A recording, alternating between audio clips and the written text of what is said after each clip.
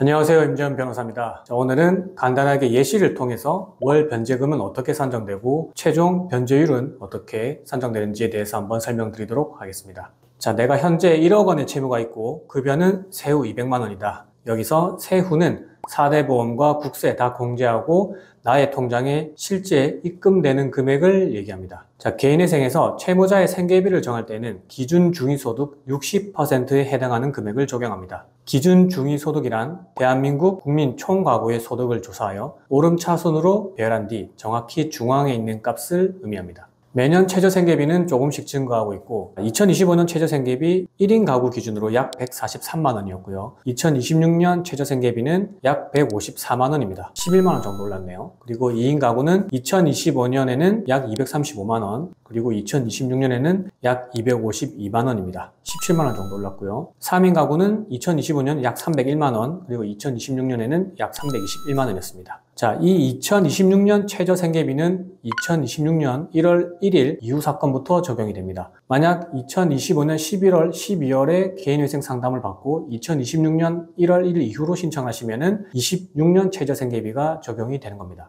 지금부터 간단한 예시를 통해서 월 변제금 그리고 변제율, 탕감률은 어떻게 정해지는지 한번 설명드리겠습니다. 1번 채무 1억 원 그리고 급여는 세후 200만 원 1인 가구인 경우입니다. 먼저 2025년 기준으로 보겠습니다. 월 변제금은 월급 200만 원에서 1인 가구 최저생계비 143만 원을 공제한 57만 원을 월 변제금으로 잡습니다. 그리고 변제 개월수는 일단 36개월로 잡았고요. 그렇게 되면 총 변제금은 57만 원 곱하기 36개월 해서 2052만 원입니다. 그리고 내 채무가 1억이었죠. 변제율은 2052만 원에서 나누기 1억 원 그리고 곱하기 100을 하면은 20.52% 변제율이 나옵니다. 그리고 반대로 얘기하면 탕감률이 79.48%입니다. 만약에 이거를 똑같은 급여에서 2026년 기준으로 보겠습니다. 월 변제금은 나의 월급 200만 원에서 154만 원을 공제하고 46만 원으로 월 변제할 겁니다. 그리고 변제 개월수는 똑같이 36개월로 잡았고요. 총 변제금은 1656만 원이 됩니다. 그렇게 되면 변제율은 1656만 원 나누기 나의 채무 1억 원 곱하기 100 해서 16.56%가 나옵니다. 그리고 아까 말씀드린 2026년 1월 2일 이후 기준으로 해서 신청 시기에 따라 총 변제금이 2025년에는 2052만 원 그리고 2026년에는 1656만 원이 됐으니까 총 변제금에서는 396만 원 차이가 있네요. 그래서 신청 시기를 보시고 더 유리한 쪽으로 진행을 하시면 될 것 같습니다. 다만 이 예시는 아주 단순하게 계산한 내용이고요. 채무자의 청산가치 그리고 추가 생계비 그리고 채무 발생 경위에 따라서 법원의 보존 권고가 나올 수 있고 변제율 및 월 변제금이 조금씩 변동이 생길 수 있습니다. 두 번째 예시는 다 동일한데 채무를 좀 줄여볼까요? 채무 5천만 원 그리고 급여는 세후 200만 원 똑같이 1인 가구인 경우입니다.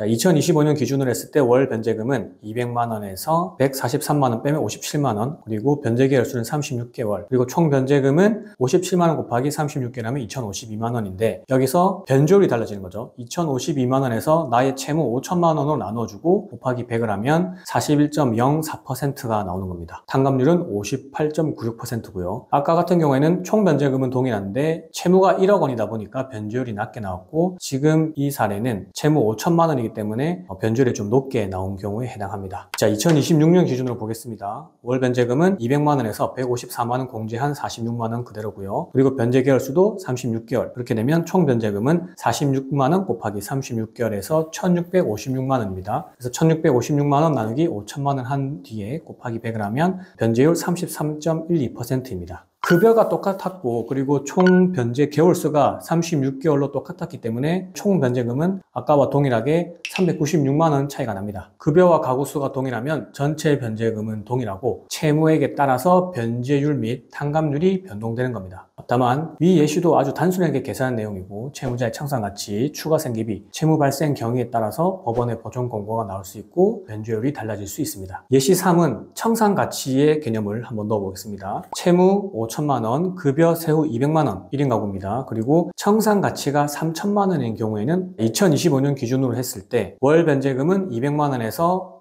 1인 최저생계비 143만 원을 공제한 57만 원이 됩니다. 그리고 변제 계열수는 일단 36개월로 잡아보겠습니다. 그렇게 되면 총 변제금은 57만 원 곱하기 36개월에서 2,052만 원이고요. 여기서 청산가치 3천만 원이라는 변수가 생기면서 이거는 36개월로 변제 계획을 세울 수가 없습니다. 청산가치 보장의 원칙, 현재 채무자의 재산을 처분해서 채무를 변제하는 것보다 개인회생 총 변제금이 많아야 개인회생을 신청할 수 있습니다. 자, 그럼 아까 계산한 거 보시면은 총 변제금 2,052만 원은 청산가치 3천만 원을 넘지 않습니다. 그렇기 때문에 변제 계획안을 36개월로 짤 수는 없고 개월수를 더 늘려야 되겠죠. 변제 개월수만 60개월로 늘려보겠습니다. 총 변제금은 57만 원 곱하기 60개월에서 3,420만 원이 나옵니다. 자, 이렇게 변제 개월수를 늘리면 청산가치 3천만 원을 넘는 3,420만 원을 변제하게 되는 겁니다. 그리고 이게 청산가치 보장의 원칙을 지킨 겁니다. 이 청산가치 보장의 원칙을 지켜야 개인회생을 신청할 수 있습니다. 그리고 이 청산가치는 단순히 채무자의 재산을 의미하기도 하지만 경우에 따라서 법원의 보존 공고가 나오기도 합니다. 자, 예를 들어서 채무자의 1년치 계좌 내역 중 개인에게 이체한 내역, 그리고 현금 출금 내역 등 사용처를 소명할 수 없는 돈들을 청산가치에 산입하라고 보존 공고가 나옵니다. 그리고 주식, 코인 등 투자로 인한 손실금도 청산가치에 산입하라고 보존 공고가 나옵니다. 자, 이렇게 되면은 채무자의 청산가치가 점점 올라가게 되고 채무자가 개인회생으로 변제해야 하는 총금액이 올라갈 수밖에 없는 거죠. 그리고 이 총금액이 올라간다는 거는 결국 매월 변제해야 하는 금액이 올라간다는 겁니다. 자, 오늘은 예시를 통해서 내가 개인회생을 진행하면 매월 얼마나 갚는지 알아보았고, 다음 영상에서도 이 예시를 통해서